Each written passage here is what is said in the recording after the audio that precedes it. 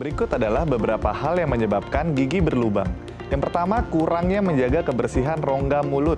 Nah, sikat gigi itu punya peran yang sangat penting, makanya kalian wajib minimal 2 kali sehari dalam membersihkan rongga mulut kalian. Kalau enggak, nanti kemungkinan besar pasti ada gigi berlubang yang ada di dalam mulut kalian. Kemudian, kebiasaan konsumsi makanan manis. Makanan manis itu punya dampak langsung ke gigi berlubang melalui kuman. Jadi bukan gulanya atau bukan manisannya yang bikin gigi berlubang, tapi kuman jadi punya energi untuk merusak gigi kita. Makanya konsumsi makanan manis perlu dijaga agar kuman tidak selalu merusak gigi kita. Kemudian, konsumsi air putih. Nah, jarangnya konsumsi air putih membuat rongga mulut menjadi kering. Suasana mulut yang kering membuat gigi kita menjadi rentan dan mudah terjadi gigi berlubang. Makanya konsumsi air putih yang cukup itu bisa meminimalisir kondisi gigi berlubang. Kemudian, keseringan makan atau jumlah makan yang sering itu juga membuat kita mudah terserang gigi berlubang atau gigi kita menjadi mudah berlubang. Karena setiap kita habis makan, mulut kita menjadi asam dan butuh waktu untuk menurunkan asamnya tadi. Kalau kita makannya terlalu sering, maka kita akan sering sekali mengalami kondisi mulut yang asam, sehingga membuat gigi kita menjadi lebih mudah lagi untuk berlubang. Nah, berikut adalah beberapa hal-hal yang membuat kita mudah sekali giginya berlubang. Semoga membantu. Baik, Anda masih bersama kami di Bincang Sati dan kita masih membahas sama kita hari ini perawatan terbaik untuk gigi berlubang. Siapa tahu Anda punya resolusi khusus di tahun baru 2026 atau di tahun baru Imlek ini dan Anda hari ini lagi kepikiran pengen makan manis sih, tapi giginya lagi berlubang gitu ya. Nah, gimana sih perawatan terbaiknya? Masih boleh nggak ya makan yang manis? Nanti akan kita kupas tuntas. Nah, kalau Anda punya pertanyaan seputar tema kita hari ini, boleh ya tanya-tanya di 0212903264 atau DM Instagram kami di @bincangsati.itv. Kita masih bersama dengan Dr. Gigi Munar Setio Adi, dokter gigi dari Rumah Sakit Permata Depok. Oke dok, kita lanjut. Sebelum kita ngomong gigi berlubang, sebenarnya gigi berlubang kan tadi seperti dibahas juga enamel gigi kita itu kuat banget gitu dok ya. Nah sebenarnya kayak lapisan di gigi kita itu udah ada enamel, di bawahnya ada lapisan yang kuat lagi atau seperti apa sih dok lapisan-lapisan dalam Oke, berarti gigi? strukturnya ya. Kita mau bahas mengenai struktur gigi. Jadi kalau gigi itu biar simpel kita bagi 3 struktur, 3 lapisan. Yang pertama tadi enamel atau yang orang lebih familiar atau lebih biasa dengar email. Email ya. Nah, itu kemudian di bawahnya ada yang namanya dentin. Kemudian baru yang di tengah pusatnya atau core-nya itu kita sebut pulpa. Pulpa. Nah, jadi kalau email itu kalau bangunan ibarat kayak tembok. Gitu. Jadi dia struktur yang paling keras. Paling keras. Di situ juga tidak ada syaraf. Jadi kalau kerusakan terjadi pada email itu nggak ada sensasi, nggak ada rasanya sama sekali. Makanya biasanya orang baru tahu kalau ada kerusakan di email itu kalau dia periksa ke dokter gigi. Karena nanti dokternya akan notice, oh ada nih warna kehitaman, lapisan yang coak gitu. Itu biasanya yang notice adalah orang lain. Nah biasanya dokter gigi pada saat orangnya check up gitu ya. Tapi kemudian kalau di lapisan di bawahnya yang tadi namanya dentin, itu pertama warnanya lebih kuning. Nah makanya kalau pemirsa juga ada yang bertanya, kenapa giginya warnanya bisa kuning? Karena pada dasarnya Basicnya ya? Iya, di dalam struktur gigi kita memang ada yang warnanya lebih kuning gitu. Sedangkan email tadi, lapisan yang keras banget tadi, warnanya transparan sebenarnya, bukan putih. Nah, tapi transparan itu kalau semakin tebal akan apa ya? Orang bahasa sehari-harinya tuh agak bilangnya butek. Nah, tapi kan butek itu akan keruh ya? Ya, keruh. Jadi warnanya putih kekeruhan gitulah istilahnya. Tapi kalau lapisan emailnya tipis, warna kuning yang ada di dalamnya tadi kan pasti akan terpancar keluar. Nah, itu yang membuat akhirnya setiap orang punya warna gigi yang berbeda-beda gitu, walaupun sedikit. Mungkin lebih kuning, ini lebih keruh, lebih putih gitu. Jadi memang struktur aslinya di dentin itu warnanya sudah kuning. Nah, tapi di dentin ini juga yang unik, dia ada ujung-ujung syaraf. Jadi diciptakan memang punya kemampuan khusus, yaitu mendeteksi kalau ada kerusakan. Makanya ditaruhlah ujung-ujung syaraf tadi. Jadi kalau kuman sudah sampai ke lapisan dentin, biasanya kita sudah mulai merasakan sensasi. Belum sampai sakit, biasanya kita sebutnya ngilu. Nah, kalau kita minum dingin, makan asem, itu biasanya muncul sensasi-sensasi tidak nyaman. Yang tadinya tidak ada, kemudian muncul sensasinya. Nah, kemudian lapisan ketiga, pulpa tadi atau yang kita sebut core tadi, itu isinya sebenarnya pembuluh darah dan syaraf. Jadi memang di situ sumber nutrisi giginya, terus pusat syarafnya itu di sana. Makanya kalau kuman sudah berhasil akses pembuluh darahnya, itu udah lumayan urgent. Karena satu, rasa sakitnya sudah tidak tertahankan. Karena sudah pusat syarafnya yang kena nih, sensasinya pasti berlebihan. Nah, kemudian akses pembuluh darah itu kan ke seluruh tubuh. Jadi kuman itu mendapatkan nutrisi juga di sana. Jadi kenapa kalau baru kena lapisan email dan dentin, biasanya sebagai dokter gigi kita hanya perlu melakukan penambalan, mengembalikan struktur gigi yang rusak. Tapi kalau sudah sampai pulpa, sudah sampai pembuluh darah, kita harus rawat dulu pembuluh darahnya sampai bersih dari kuman, baru kita bisa kembalikan struktur giginya. Itu tadi kalau dari secara lapisan. Jadi 2 itu lapisan pertahanan, 1 pusatnya. Tapi kalau enamelnya cowok itu kayak bisa, kalau karena kita gini-gini kayak kerasa ada yang apa kasar gitu nggak sih kerasa? Ya, betul. Jadi seperti permukaan, mungkin kalau kecil, lidah belum terlalu merasakan, tapi pasti nanti dia akan merasakan waktu ukurannya sudah bertambah lebih besar lagi. Iya. Kalau kecil mungkin nggak kerasa ya dok ya, setelah lebar gede-gede baru kerasa gitu ya. Oke. Tapi kalau kita ngomongin kayak gigi berlubang, berarti itu diawali dari enamel yang cowok kecil itu nggak sih atau gimana? Betul, semua permukaan gigi yang rusak selalu bermula dari enamel. Gitu. Nggak mungkin tiba-tiba nggak ada angin, nggak ada hujan dari dalam, nah itu case-nya anomali banget ya. Iya, itu biasanya nggak seperti itu cara kerjanya. Itu ya. Oke. Berarti kalau kondisi gigi berlubang itu dia kenapa bisa gini? Orang kan bilang, oh enamel itu paling kuat di tubuh kita, lebih kuat dari tulang. Tapi kenapa bisa berlubang? Nah itu kan kayak siapa yang melubangi itu? Se-effort apa dia? Gitu ya. Se-effort apa sih sampai enamel? Dan akhirnya kan kalau gigi berlubang itu akan kerasa ngilu, berarti dia langsung nyentuh ke dentin kan? Maksudnya itu setebal apa sih dok si enamelnya dan siapa yang bisa menembus itu gitu? Oke, walaupun enamel itu sangat tipis, tapi memang dia benar-benar kuat. Jadi sampai itu dipakai tim forensik untuk mengidentifikasi korban. Oh wow. Misalnya ada sebuah kecelakaan, eksiden terbakar, semuanya habis, yang tersisa hanya tinggal giginya. Kenapa? Itu karena saking kuatnya. Jadi bisa tahan api, tahan suhu, tahan benturan. Nah, tapi ada jadi pertanyaan kenapa bisa berlubang kan gitu. Betul. Nah, karena kelemahan gigi itu satu, asam. Nah, dan kuman itu merusak gigi juga bukan karena dipukul, digigit, dibakar, bukan. Tapi metabolisme kuman waktu mendapatkan gula itu membuat kuman bisa mengeluarkan asam. Nah, justru kuman itu mengeluarkan satu-satunya yang menjadi kelemahan si gigi tadi. Iya, gitu. Itu biasanya murni dari gula atau yang dikonsumsi orang kan kadang-kadang orang nggak ngeh ya dok ya. Dan selalu pikiran orang tuh gula, oh makanan yang manis ya. Maksudnya kayak permen, cake dan lain sebagainya. Tapi kan orang mungkin nggak sadar bahwa yang tidak manis, yang di mulut terasa tidak manis itu juga gula. Apakah kamu dari gula atau turunan gula, misal karbo kan juga jadi gula juga tuh, atau gimana? Iya betul. Pokoknya semua benda yang nanti dia akan berubah jadi gula, itu yang nanti akan dimanfaatkan oleh kuman. Tapi jangan samakan kuman dengan manusia. Jadi kuman tuh tidak mencari gula karena gulanya enak atau manis, tapi karena memang gula itulah sumber energi. Badan kita pun juga menggunakan gula, ya kita memang memilih makanan tersebut karena enak. Tapi makanan apapun yang masuk dan sudah menjadi gula, itu kan nanti yang dipakai bentuknya glukosa. Nah, kuman juga sama. Yang dicari adalah ini sumber energinya dia. Kalau dia konsumsi ini, dia bisa bermetabolisme, akhirnya mengeluarkan asam. Gitu. Jadi pertanyaannya adalah sebenarnya kalau misal orang ini konsumsi gula atau makanan manis ataupun yang turunin gula gitu ya, kalau ada si kumannya dia bisa menghasilkan si asam. Berarti kalau tidak ada kumannya tidak ada potensi untuk gigi berlubang atau diproduksi asam sehingga ini gigi berlubang dong atau gimana? Betul, tapi sayangnya aduh ini kayaknya kabar buruk deh gimana dok? Kuman itu tidak bisa dieliminasi sama sekali dari mulut kita.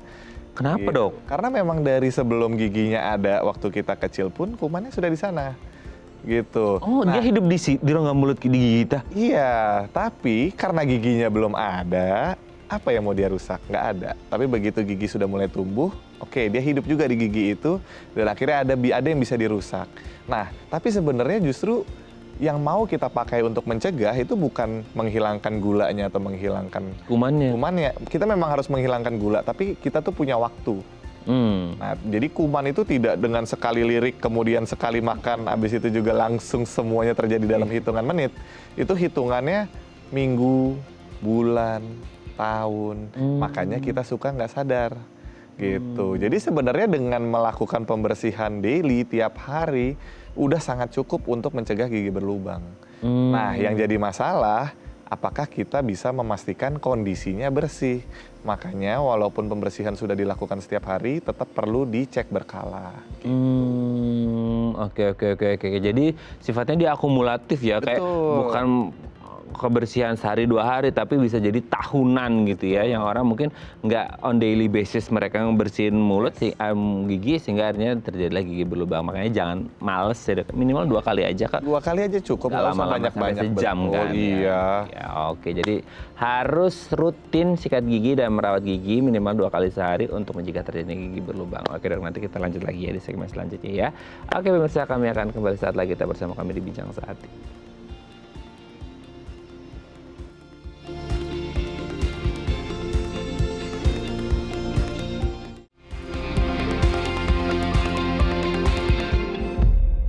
Baik, kita masih bersama kami di Bincang Sehati dan kita masih membahas tema kita hari ini seputar perawatan terbaik untuk gigi berlubang. Kalau Anda punya pertanyaan seputar tema kita hari ini, boleh ya tanya-tanya di 021-290-3244 atau DM Instagram kami di @bincang-sehati.tv. Kita masih bersama dengan Dr. Gigi Munar Setiadi, dokter gigi dari Rumah Sakit Permata Depok. Oke dok, kita lanjut lagi. Tapi gini, kalau sebenarnya masuk kategori gigi berlubang, itu dia hanya mentok enamel cowak kan dia walaupun tipis tapi kan mungkin ada cowaknya belum nyampe dentin. Itu bisa dimaksud dengan gigi berlubang, atau gigi berlubang adalah ketika sudah nyampe dentin atau lebih parahnya lagi sudah sampai pulpa atau gimana? Oke, untuk definisi gigi berlubang sendiri sebenarnya selama tekstur giginya sudah berubah, strukturnya sudah berubah, karena gigi itu pertama dia harus smooth. Jadi permukaan surface-nya itu smooth.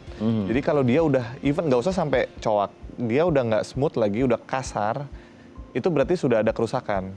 Makanya kita sudah klasifikasi sebagai gigi berlubang. Tapi itu sangat susah untuk dideteksi.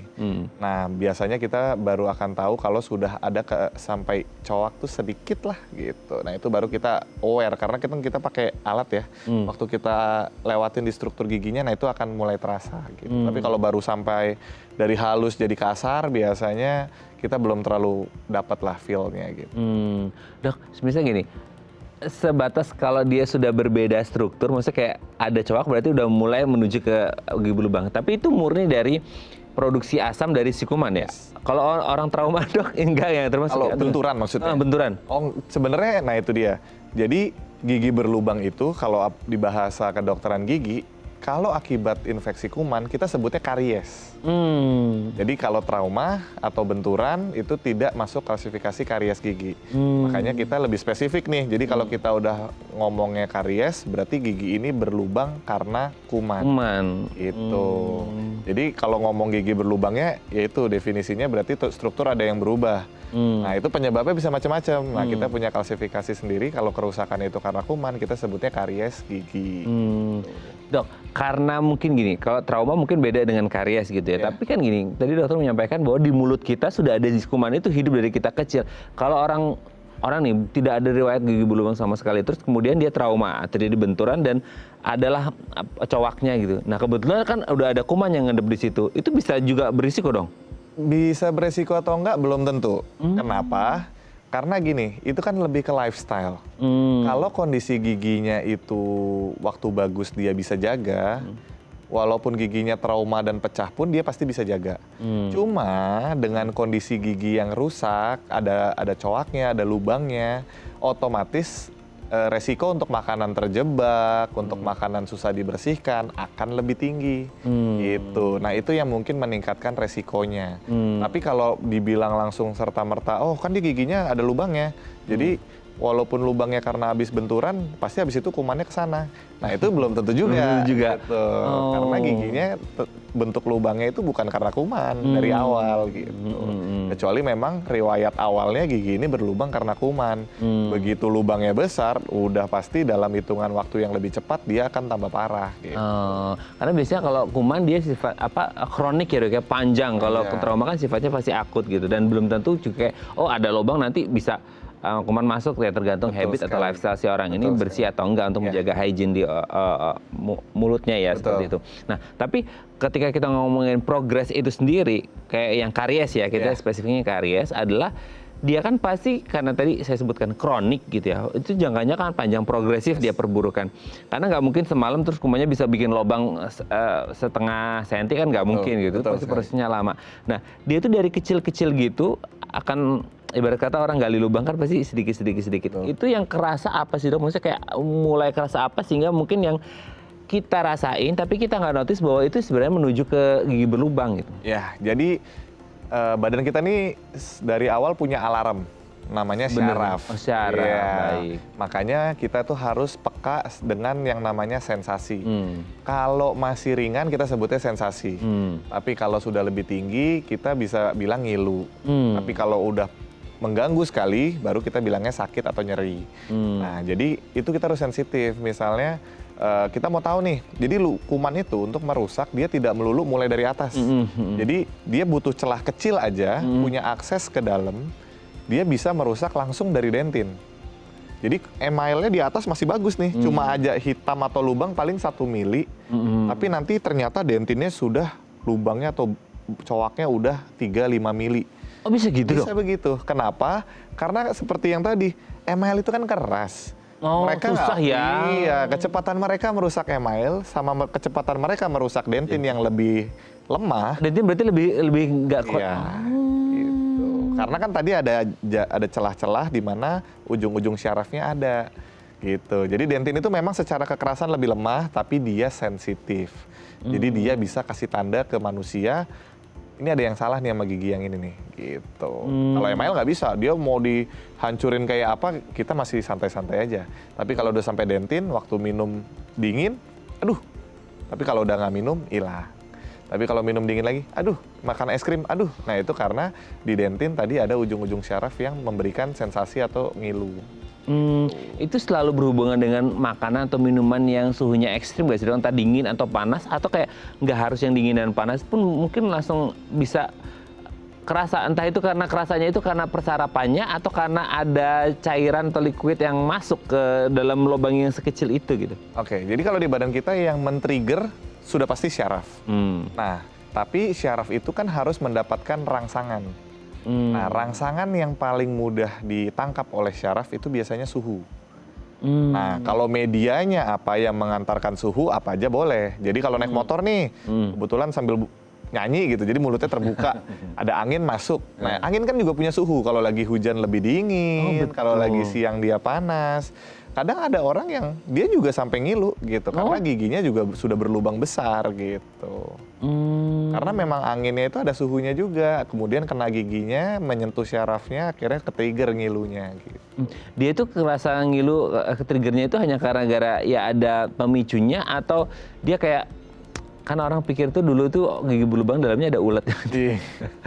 Nah mungkin kumannya, maksudnya itu kumannya menggerogoti, itu kerasa ngilu atau hanya karena di-trigger aja? Hanya di-trigger aja.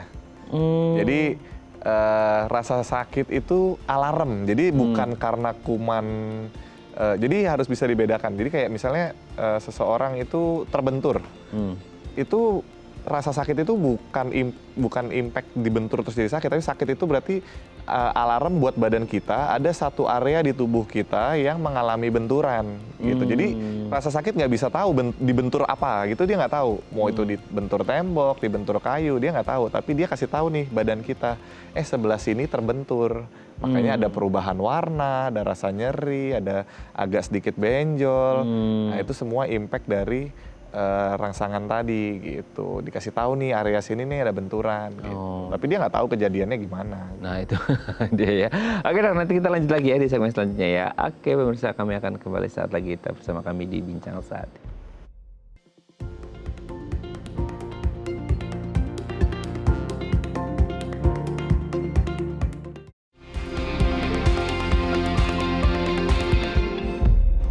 Baik, Anda masih bersama kami di Bincang Sati dan kita masih membahas tema kita hari ini seputar perawatan terbaik untuk gigi berlubang. Kalau Anda punya pertanyaan seputar tema kita hari ini, boleh ya tanya-tanya di 0212903244 atau di Instagram kami di @bincang_sati_tv. Kita masih bersama dengan Dr. Gigi Munar Setiadi, dokter gigi dari Rumah Sakit Permata Depok. Oke dok, kita lanjut lagi.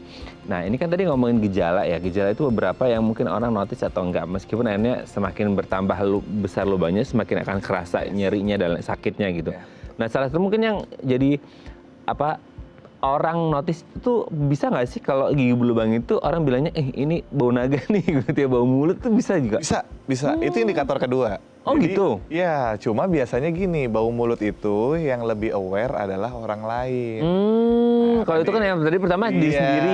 Betul. Baik. Jadi pertama itu memang kalau mau orang diri sendiri itu tahu harus peka terhadap dirinya sendiri dulu. Rasa ngilu, terus nyeri, itu harus peka. Kemudian kalau orang lain sudah mulai merasa agak risih waktu ngobrol, jaga jarak, atau mungkin kalau ekstrim temennya tutup mulut gitu ya, atau tutup hidung gitu. Nah itu kita juga harus mulai notice apa yang salah. Nah biasanya bau mulut itu penyebabnya dua. Kalau nggak karena karang gigi, biasanya gigi berlubang. Oh, antara karang atau gigi berlubang seperti itu ya. Oke. Jadi orang harusnya bisa notice. Tapi gini dok, ketika kita ngomongin kayak orang yang mulai berlubang itu gitu ya, kan tadi sempat di segmen 1 berbicara kayak itu bisa nyebar kemana-mana bahkan sampai ke jantung gitu ya. Itu tuh kayak komplikasi atau hal apa sih dok yang mungkin bisa terjadi ketika ini nggak hanya ngomongin gigi berlubang itu seputar gigi aja loh, tapi mungkin lebih dari gigi gitu, itu bisa nyebar kemana-mana atau gimana dok? Tapi gini, gigi berlubang itu untuk dia bisa sampai ke permasalahan yang sangat besar seperti jantung, giginya itu biasanya sudah kolaps, maksudnya sudah terinfeksi semua. Iya, karena akhirnya si kuman bisa mengakses pembuluh darah dari giginya, yang kemudian pembuluh darah terkoneksi ke seluruh tubuhnya. Tapi kalau kerusakan giginya itu baru di lapisan pertama dan kedua, seperti di email dan dentin, itu biasanya belum ada impact yang keseluruhan. Biasanya masalah yang muncul terlokalisir saja gitu, masih di area rongga mulut aja gitu. Nah, jadi nggak usah terlalu takut. Iya.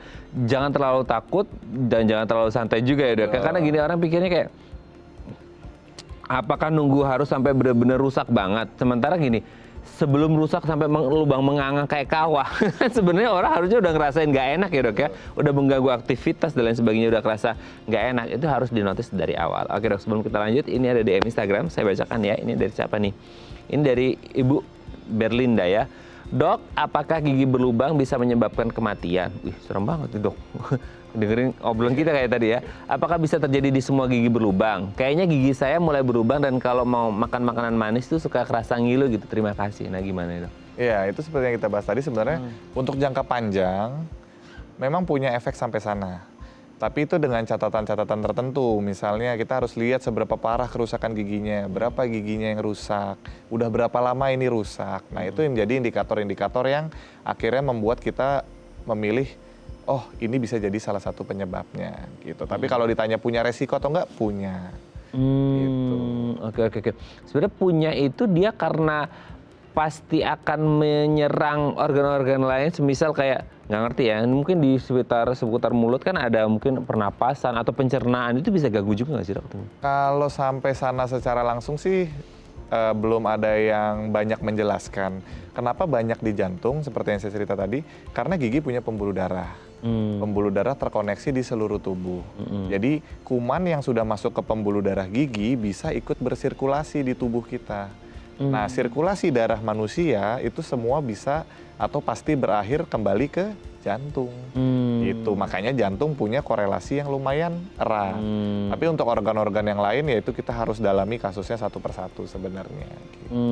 Oke, jadi intinya adalah harus benar-benar menjaga kesehatan gigi ya dok ya. Meskipun kayak gini, orang kepikiran nunggu nanti aja lubangnya kalau udah gede baru perawatan gitu ya. Karena kan ya ini nanti mau diapain gitu ya, entah ditambal atau dicabut gitu kan, ini jadi opsi yang kadang-kadang orang datang ke dokter udah pakai opsinya sendiri ya dok. Itu, yang susah tuh gini, di saat perawatannya masih muda, tidak ada rasa sakit, yaitu pada saat lubangnya masih kecil kan. Iya. Mereka tidak datang. Ya itu. Nah, tapi begitu mereka datang kondisinya sudah sakit, lubangnya besar, mau perawatannya tidak sakit. Nah itu jujur buat kita sangat sulit sekali gitu. Karena kan belum datangnya saja sudah sakit. Gimana kita bisa melakukan treatment yang tidak sakit. Jadi Dan ditambah biasanya kalau treatment-treatment yang sudah berat case-nya, harganya sudah tidak murah lagi. Nah, itu yang juga akan biasanya jadi pertimbangan gitu. Oke, mumpung harganya masih murah, terjangkau, lubangnya masih kecil, segera ditangani supaya nggak sakit gitu ya dok ya. Oke, semoga ini bisa menjawab pertanyaan Bu Berlinda tadi dan menginspirasi kita supaya tetap menjaga kesehatan gigi ya. Oke dok, nanti kita lanjut lagi di segmen terakhir ya. Oke pemirsa, kami akan kembali saat lagi kita bersama kami di Bincang Sate.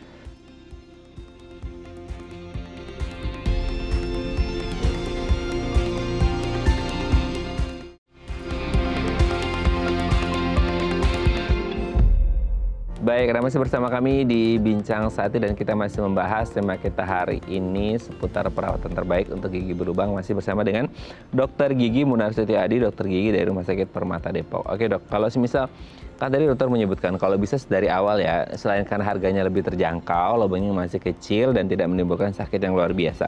Nah sebenarnya ada perbedaan nggak sih dok antara yang lubangnya masih kecil atau di awal sampai lubangnya ketika sudah besar?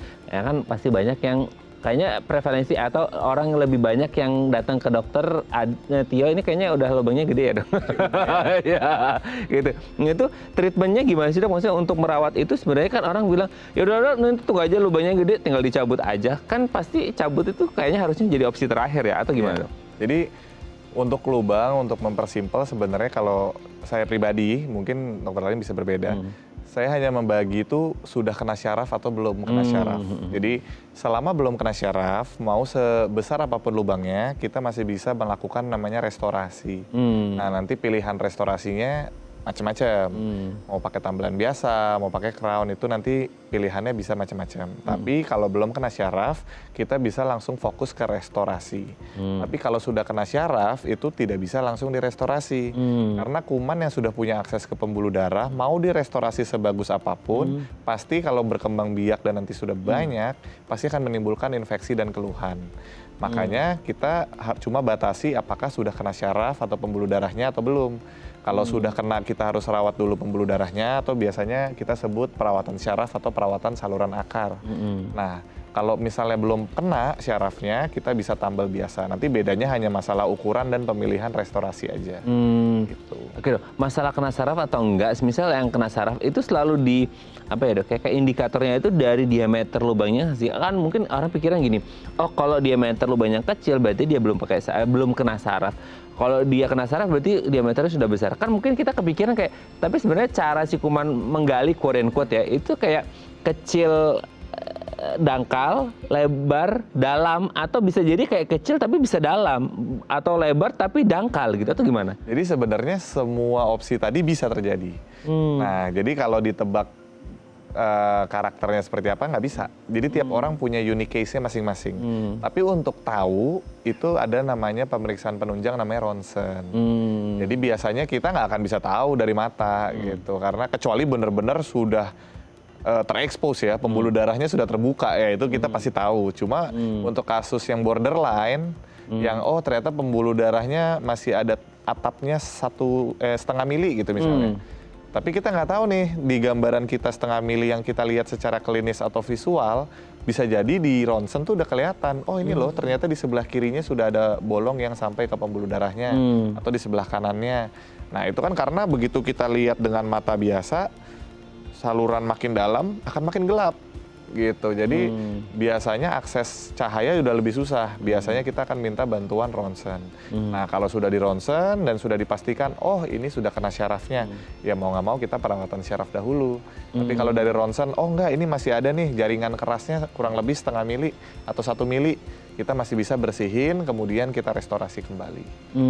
Tapi kalau misal sudah sampai kena saraf, perawatannya itu kan banyak orang bilang, aduh kalau udah urusan sama saraf lumayan panjang ceritanya gitu. Itu kayak persarafan di gigi ketika terjadi gigi berlubang, itu perawatannya dia bisa membuat reversible si sarafnya atau gimana dok? Jadi Kalau cara kerja syaraf gigi di kita, di manusia, itu mirip seperti alarm mobil.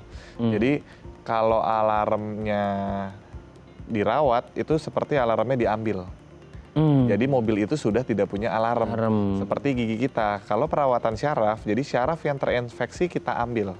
Kita keluarkan dari giginya. Jadi gigi itu sudah tidak punya syaraf dan pembuluh darah. Jadi hanya area kosong saja yang tadinya terisi syaraf dan pembuluh darah. Nah, dengan tidak adanya syaraf dan pembuluh darah, otomatis giginya kehilangan kemampuan untuk memberi tahu badan kita nih. Rasa sakit udah nggak ada. Tapi rasa sakit yang tidak ada ini memang menjadi jawaban buat orang yang sudah kesakitan. Tapi sebenarnya jeleknya kalau ini nanti masalah giginya tambah parah, orang ini juga nggak akan tahu karena rasa sakitnya udah nggak akan muncul-muncul lagi. Begitu rasa sakitnya muncul, itu dampaknya sudah lebih luas dari gigi yang bermasalah tadi. Biasanya sudah ke tulang di bawahnya atau ke gigi sebelahnya gitu. Nah akhirnya ketika kita, wah ini kayaknya udah parah banget nih, udah harus di take out gitu dok ya. Itu ada nggak keputusan sampai kayak, oh ini mau udah parah nggak bisa ditambah lagi atau di crown dan lain sebagainya? Nah jadi kita pasti akan lihat sisa jaringan giginya. Gitu. Ada kan kadang pasien giginya, misalnya gigi belakang, gigi geraham, akarnya kan itu sebenarnya 2 atau 3. Kemudian bersatu di bagian mahkota. Nah kalau kuman itu sudah menggerogoti sampai seluruh mahkotanya habis, kemudian akarnya sudah terlihat terpisah menjadi 3, yaitu kita mau bangun lagi juga susah. Karena nggak akan bertahan lama gitu. Nanti pasien sudah mengeluarkan biaya besar, tapi dalam 1-2 bulan copot. Nah itu kan nggak oke juga. Biasanya kita sarankan untuk diambil atau dicabut. Tapi kalau ternyata, oh gigi ternyata masih utuh nih, kerusakan 20%, 30%. Nah itu biasanya kita masih bisa sarankan untuk, oke kita restorasi aja, sayang kalau langsung dicabut gitu. Kalau misal ditambal, terus kemudian di sekeliling tambalannya, kalau faktor risikonya masih ada, dia bisa ikut bolong nggak sih dok, berlubang? Bisa. Karena bahan-bahan yang kita gunakan juga masih punya resiko. Cuma biasanya resiko itu munculnya itu di pertemuannya antara tambelan sama gigi aslinya. Nah itu yang biasanya nanti kita harus selalu periksa apakah ada kebocoran di sana gitu. Oke, berarti setelah tindakan juga tetap harus maintenance ya dok ya? Jelas, betul. Nah, jangan jadi jumawa, mentang-mentang udah ditambal, habis itu lupa gosok gigi, lupa flossing dan lain sebagainya. Tetap harus dijaga supaya tetap sehat ya. Oke, terima kasih dok. Yap. Hari ini kita banyak dapat ilmu supaya gigi kita nggak berlubang, dan kalau sudah berlubang harus ngapain, sudah jelas seperti itu ya. Terima kasih dok, sehat terus, salam untuk keluarga di rumah dan teman-teman di Rumah Sakit Permata Depok sudah hadir hari ini, terima kasih banget. Terima kasih, ya. terima kasih Kuman. Oke pemirsa, itu tadi perbincangan kita dengan Dr. Tio, semoga bermanfaat ya, dan jangan lupa untuk terus menyaksikan konten-konten inspiratif kami di platform The Eye Plus. Saya Raden Marlians pamit, sampai jumpa dan selamat kembali beraktivitas di hari Selasa yang indah ini. Ingat, sekali lagi kami mewakili tim Bincang Sehati Daya TV ingin mengucapkan selamat tahun baru Imlek 2026 di tahun kuda api ini. Semoga kita semuanya diberikan kesehatan, kebahagiaan, dan kesuksesan. Kongsi Fachoy Sin dan Kuala Wan Sherdui. Sampai jumpa. Terima kasih.